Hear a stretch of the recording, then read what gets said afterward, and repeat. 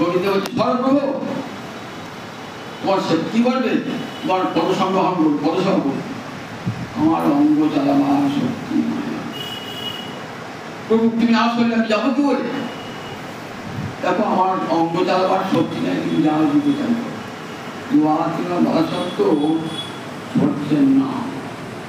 তখন কি বলে, নিজের বহির্বাসটা দিয়েছেন মহাপ্রভু পণ্ডিত, বহির্বাসটি দিয়ে নিয়ে গেলেন, নিয়ে গিয়ে সেবা করছেন।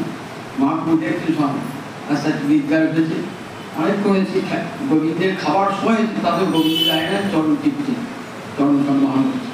গোবিন্দ এসে গেলেন না, কি করে যাবো, আপনি দুয়ারে চলে আসেন, যেমন করে এসেছিলে তেমনি বলে না না, সেবার জন্য গোবিন্দ বলে আমার সেবা সে অপরাধ হোক কিংবা নরকে গম, তোমার সেবার জন্য যদি নরকে যেতে হয় যাবো প্রভু, কিন্তু আমার সেবার জন্য এতটুকু অপরাধের আভাস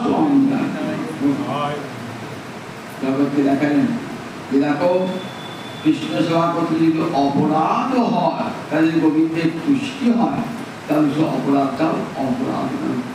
ভগবানকে দিয়ে গেছেন, গোবিন্দের সেবা কেমন গেছেন, সেবা আমাকে করতেই হবে, তাতে যদি আমার নরকে যেতে হয় নরকেই যাবো, তবু আমাকে সেবা আমাকে করতেই হবে, দিয়ে গেছেন।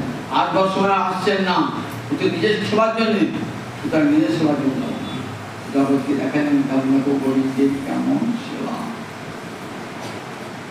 মহাপ্রভু নিয়েছেন গোবিন্দ ধরে ধরে যেতেন কোথায়, জগন্নাথ মন্দিরে যেতেন, কাঠীশ্বর আগে আগে যেতেন, এমনি করে সেবা। আবার মহাপ্রভু সেবা করতে দিবারাত্রে সেবা করতেন, সঙ্গে থাকতো রামায় আর নন্দায় থাকতেন মহাপ্রভুর সঙ্গে, গোবিন্দের সঙ্গে। মহাপ্রভুর অপ্রকটের পর গোবিন্দ বহুদিন ছিলেন। শ্রীবাস আদালতে গিয়ে দেখেন যে তখন রয়েছেন গোবিন্দ, শরীরখানা একদম শুধু একটা পাতলা দুখানি হাড় দাঁড়িয়ে আছে, ঠিক আছে, দিবারাত্রে নয়নজলে ভাসছেন গোবিন্দ।